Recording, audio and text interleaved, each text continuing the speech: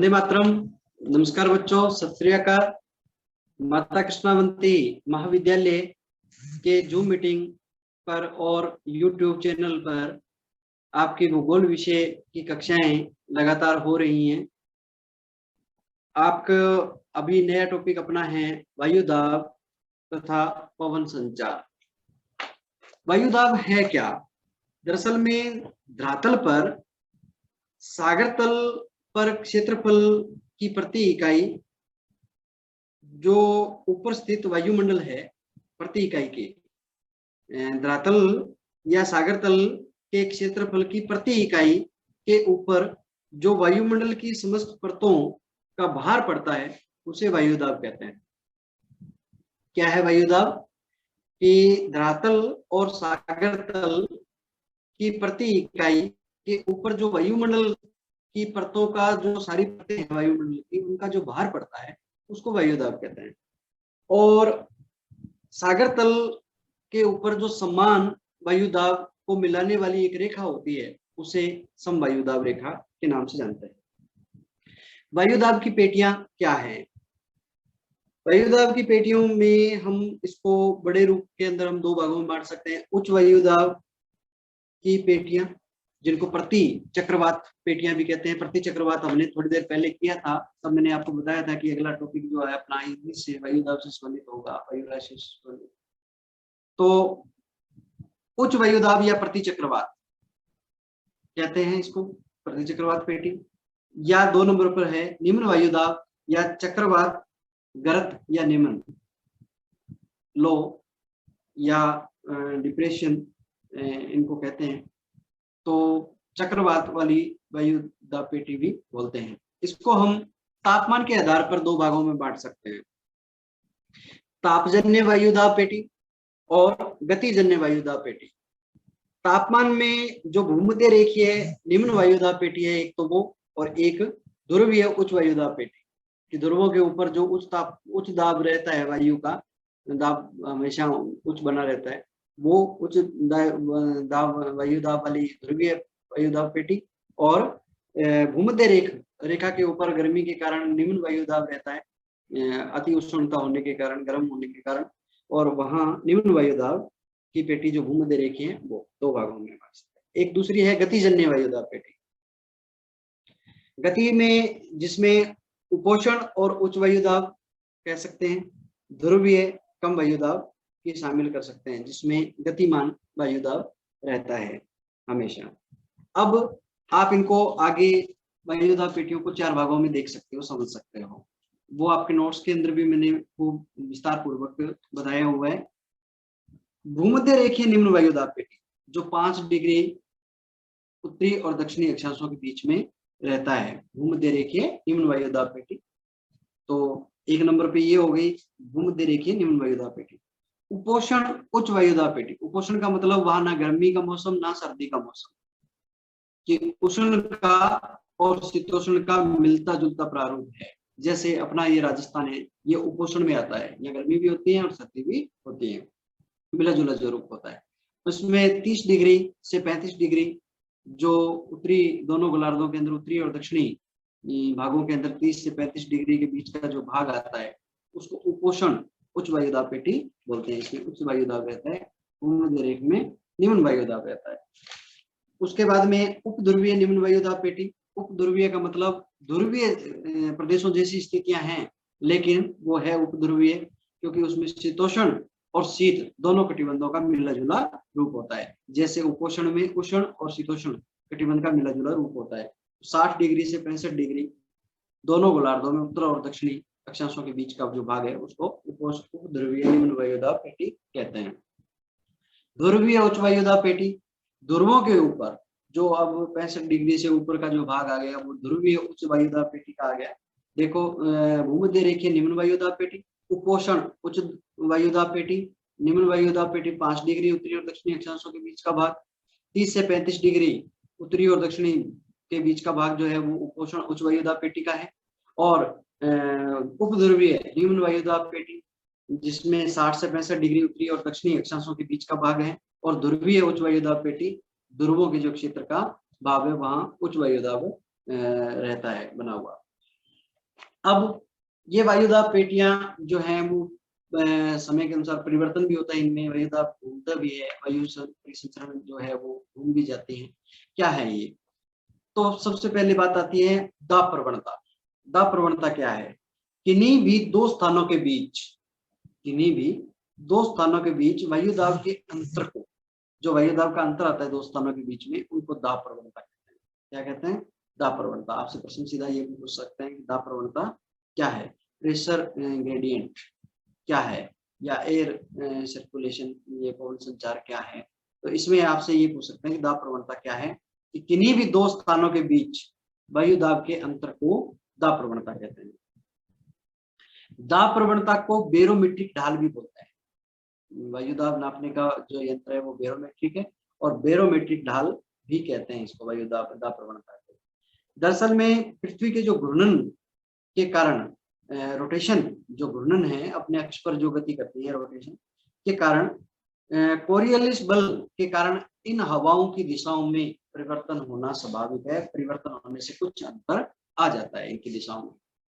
जो कोरियोलिस बल लगता है, कोरियोलिस फोर्स, रोटेशन के कारण, जो पृथ्वी की घूर्णन गति के कारण, जो कोरियोलिस बल के कारण हवाओं की दिशाओं में जो ये हवाएं चल रही हैं, वायुदाब की पेटियों की जो हवाएं चल रही हैं, इन हवाओं की दिशाओं में कुछ अंतर आ जाता है। ये उत्तर पूर्व से दक्षिण पूर्व मुड़ सकती हैं, दक्षिण पूर्व से उत्तर पूर्व में मुड़ सकती हैं, इस प्रकार से इनके अंतर आ जाता है इनमें। अब कुछ जैसे ये जो हवाओं का वर्गीकरण किया है, वायुदाब के बारे में आप समझ गए, वायुदाब पेटियों का विस्तार पूर्वक आपके नोट्स में वर्णन दिया हुआ है। मैं बार बार आपको ये बात रिपीट करवा रहा हूँ ताकि आप पुस्तक के अंदर भी आप देख सकते हो। अपना इसका पुस्तक का 376 376 नंबर पेज से शुरू होता है वायुदाब और पवन संचार। तो इसमें अपने जो हवाओं का है, इसमें आपके तत्संबंधी नियम दिए हुए हैं वायुदाब से संबंधित, जिसमें फेरल का नियम है, आपके तत्संबंधी नियम है, विक्षेप बल है, कोरियोलिस बल है, इनके बारे में आपको विस्तार से पूर्वक दिया हुआ है, ये आप पढ़ना विस्तार पूर्वक। अब हवाओं का वर्गीकरण के अंदर क्या होता है, जो जिस दिशा में हवाएं वर्ष भर चलती हैं उन्हें प्रचलित पवन या स्थानीय पवन, जिस दिशा भर पवनें चलती हैं उनको क्या कहते हैं, प्रचलित पवन या स्थायी पवन या निश्चित पवन या ग्रहीय पवन। और इन्हीं से मौसमी या मानसूनी हवाएं भी कहते हैं इन्हें भी। इनसे क्योंकि जब इनके विपरीत जिन हवाओं की दिशाओं में परिवर्तन होता है, जो मैंने आपको पहले बताया, घूर्णन गति के कारण और कोरियोलिस बल के कारण इनकी दिशाओं में कुछ अंतर आ जाता है, तो जिससे इनकी विपरीत जिन हवाओं में दिशाओं में मौसम में परिवर्तन होता है, इसलिए इन्हें मौसमी या मानसूनी हवा भी कहते हैं, और इनको स्थानीय पवन के नाम से भी जानते हैं। अब इसमें सबसे पहले आपके एक टॉपिक आएगा डोलड्रम। डोलड्रम की पेटी या विषुवतरेखीय पछुआ अवनों की पेटी, ये क्या है? भूमध्य रेखा के दोनों ओर, भूमध्य रेखा के दोनों ओर आप कॉपी पेन लेकर के बैठ जाइए और साथ के साथ में नोट कर लेना। जो बातें मैं बोल रहा हूँ, मैं कुछ स्थानीय पवनों के नाम बताऊंगा, क्षेत्रों के नाम बताऊंगा, तो आप कॉपी पेन लेकर के बैठे और साथ के साथ में नोट कर लें, तो आपको बहुत विस्तार पूर्वक समझ में आ जाएगी बात। और फिर आप पुस्तक को जब पढ़ोगे और नोट्स को जब पढ़ोगे तो बिल्कुल एकदम आपके फिर आपको बहुत ज्यादा मथापच्ची करने की जरूरत नहीं रहेगी, आपको बिल्कुल बात सारी समझ में आ जाएगी। डोलड्रम की पेटी क्या है कि भूमध्य रेखा के दोनों ओर 5 डिग्री उत्तरी और 5 डिग्री दक्षिणी अक्षांशों के बीच का जो भाग है वो निम्न वायुदाब का क्षेत्र है। निम्न वायुदाब की मेखला है, उसमें निम्न वायुदाब का क्षेत्र है। यहाँ हवाएं प्राय शांत अवस्था में रहती है, शांत रहती है, इसलिए इसको क्या कहते हैं, डोलड्रम कहते हैं। इसे शांत पेटी या डोलड्रम के नाम से जानते हैं। तो डोलड्रम क्या है? भूमध्य रेखा के दोनों ओर 5 डिग्री उत्तरी और 5 डिग्री दक्षिणी अक्षांशों के बीच का जो क्षेत्र जहाँ प्राय हवाएं शांत रहती हैं, इस क्षेत्र को डोलड्रम या शांत पेटी कहते हैं। व्यापारिक हवाएं, जो अयनवर्ती जो भूमध्य रेखीय क्षेत्र है उच्च वायुदाब का, जो अयनवर्ती उच्च वायुदाब से भूमध्य रेखीय निम्न वायुदाब की ओर हवाएं, जो ऊपर भूमध्य रेखा से ऊपर का क्षेत्र है वहां से निम्न वायुदाब की ओर हवाएं चलती हैं, जो उत्तरी गोलार्ध में इनकी दिशा होती है उत्तर पूर्व से दक्षिण पश्चिम देखो उत्तरी गोलार्ध में कौन सी होती है, उत्तर पूर्व से दक्षिणी पश्चिम, और दक्षिणी गोलार्ध में ये दक्षिणी पूर्व से उत्तर पश्चिम की ओर इनकी हवाएं जो घूमती हैं, चलती हैं, उनको विपरीत हवाएं कहते हैं। अशव अक्षांश क्या है, ये डोलड्रम के अंदर दो बातें आपके सामने रखी। अशव अक्षांश क्या है या पछुआ हवाएं क्या है। 30 डिग्री से 35 डिग्री उत्तरी और दक्षिणी अक्षांशों के बीच में, जो 30 डिग्री से 35 डिग्री दोनों गोलार्धों के अंदर उपोषण उच्च वायुदाब की जो स्थिति पाई जाती है, ये पेटी जो है वो विपरीत धातलीय हवाओं के, जो व्यापारिक पछुआ हवाएं हैं, उनका हवाएं जो है, पछुआ हवाएं जो है, उनका विभाजन कर देती हैं, जिस कारण से इसमें आपको एक कहानी मिलेगी सुनने को। इसको अशव अक्षांश क्यों कहते हैं, क्योंकि पहले जो पाल जहाज चला करते थे उनमें घोड़े लाद करके दूसरे स्थानों पर ले जाए जाते थे, और यहाँ उस पाल जहाज के बिल्कुल सामने ये विपरीत दिशाएं हो जाती थी, बिल्कुल सामने से ये आक्रमण करती थी। तो पाल जहाज भारी होने के कारण आगे बढ़ नहीं पाते थे, तो कुछ घोड़ों को सागर के अंदर कुदवाना पड़ता था, फेंक देना पड़ता था, जिससे इसका नाम ही क्या रख दिया, अशव अक्षांश रख दिया। ये आपको नोट्स में मिलेगा, पुस्तक के अंदर भी ये पूरी कहानी आपको मिलेगी, आपको पढ़नी है।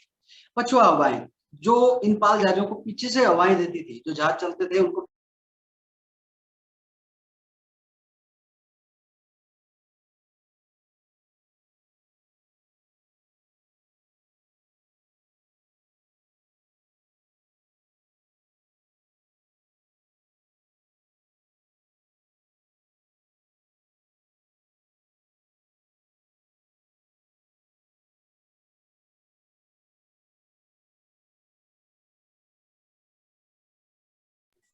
तो ये देखो आपके सामने ये 3 भागों में इनको बांटा। जो स्थायी या सनातनी या ग्रहीय हवाएं,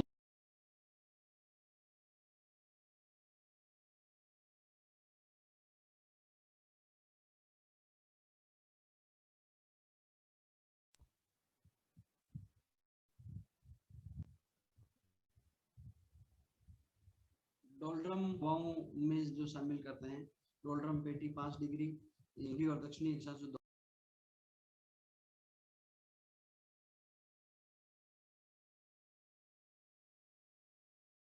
इसी प्रकार से जो आपके सामने अशव अक्षांश की जो हवाएं रखी,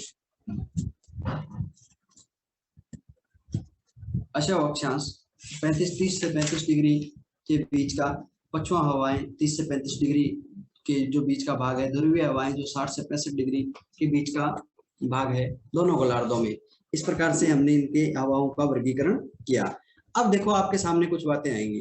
अशव अक्षांश क्या था, जो 30 से 35 डिग्री के बीच का, जो दोनों गोलार्धों के बीच का जो क्षेत्र है, उसको अशव अक्षांश कहते हैं। उसकी कहानी मैंने आपको बताई।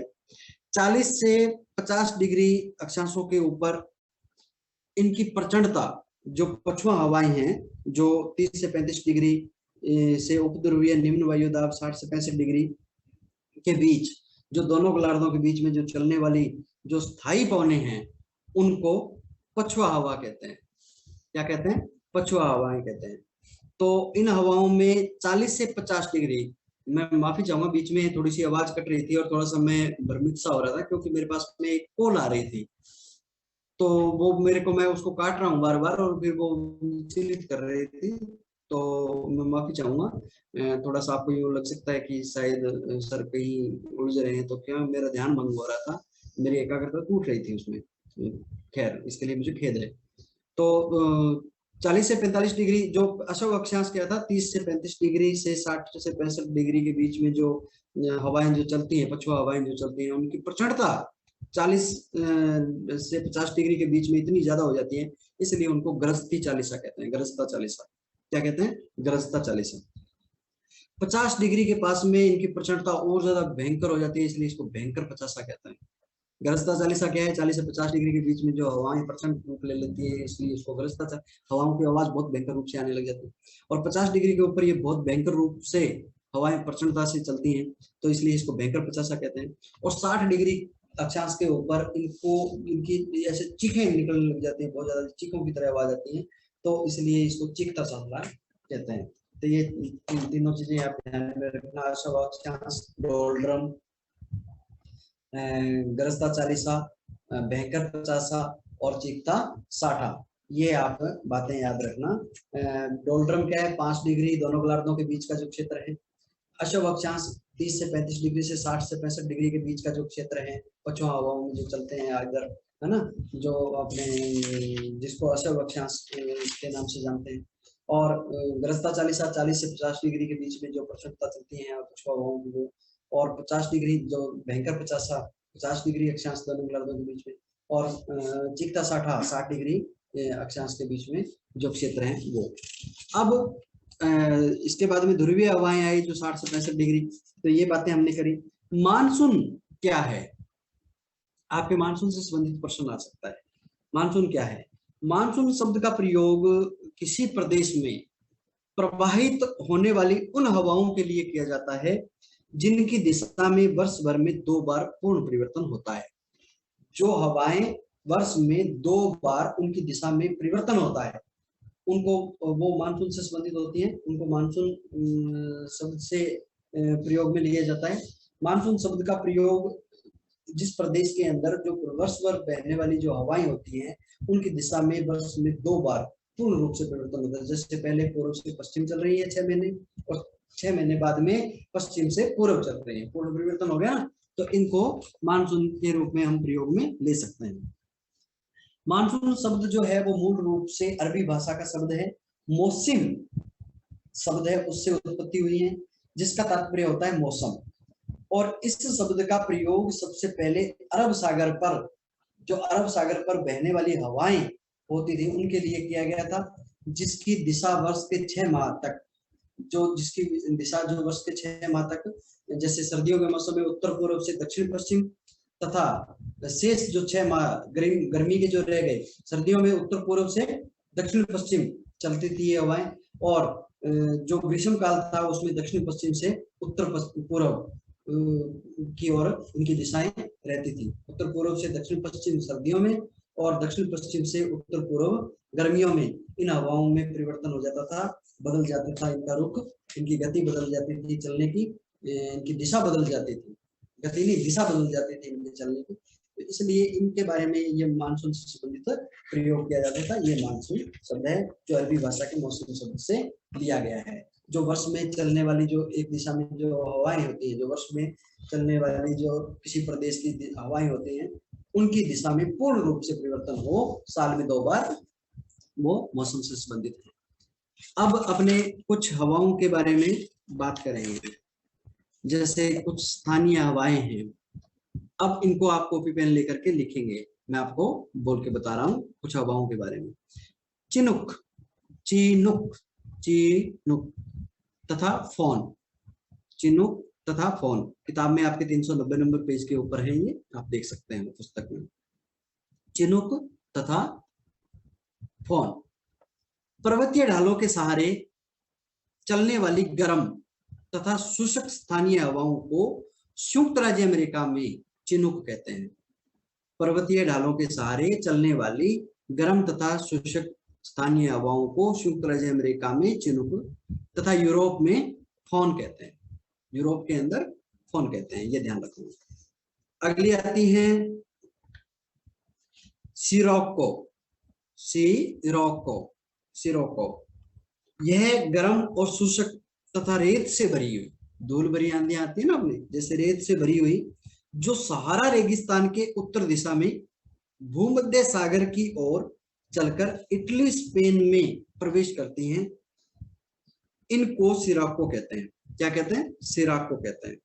यह गर्म और शुष्क तथा रेत से भरी हुई हवा है जो सहारा रेगिस्तान के उत्तर दिशा में भूमध्य सागर की ओर इटली और स्पेन में प्रवेश करती हैं। इनको जिससे रोम सागर के अंदर चक्रवात का आविर्भाव होता है, उत्पन्न होता है, चक्रवात उत्पन्न होता है, इसलिए इसको सिराको कहते हैं। मिस्र में इस सिराको को खमसीन, मिस्र के अंदर इस सिराको हवा को खमसीन कहते हैं। लीबिया में गिबली, लीबिया के अंदर इसको गिबली के नाम से जानते हैं। ट्यूनीशिया में इसको चिल्ली के नाम से जानते हैं। और अरब के रेगिस्तान में चलने वाली गर्म शुष्क हवा को सिमुक कहते हैं।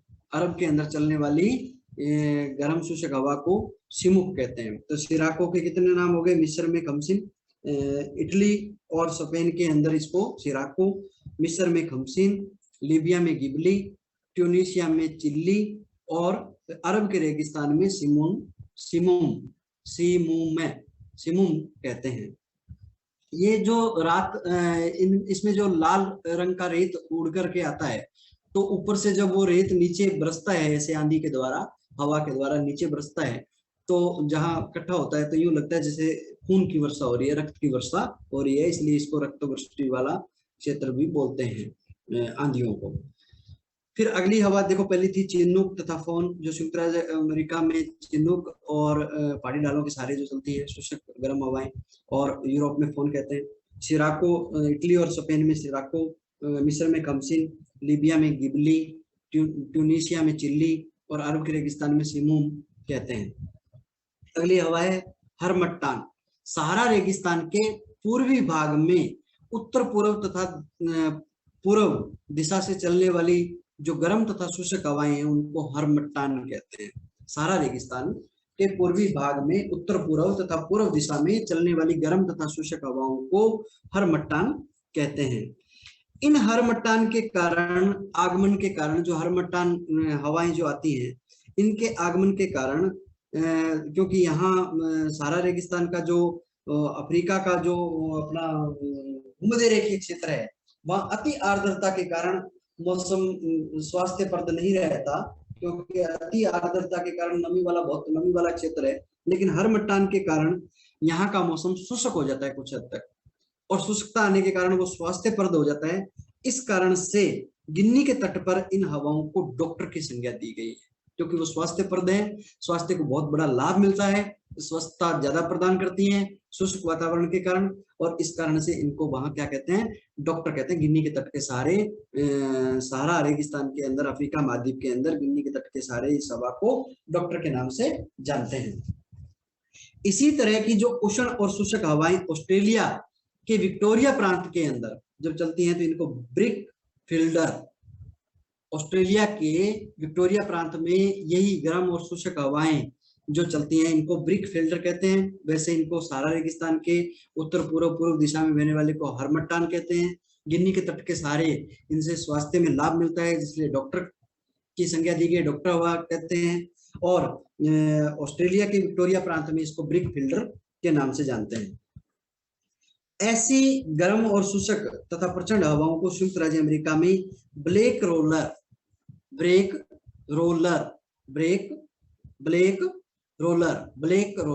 के नाम से जानते हैं।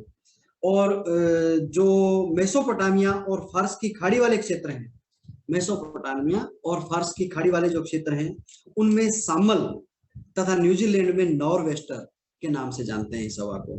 अब हरमट्टान जो हवा है इसको डॉक्टर की संज्ञा भी देते हैं। ऑस्ट्रेलिया के विक्टोरिया प्रांत में ब्रिक फिल्डर कहते हैं। संयुक्त राज्य अमेरिका में ब्लेक रोलर तथा मेसोपोटामिया और फारस की खाड़ी में सामल और न्यूजीलैंड में नॉरवेस्टर के नाम से जानते हैं।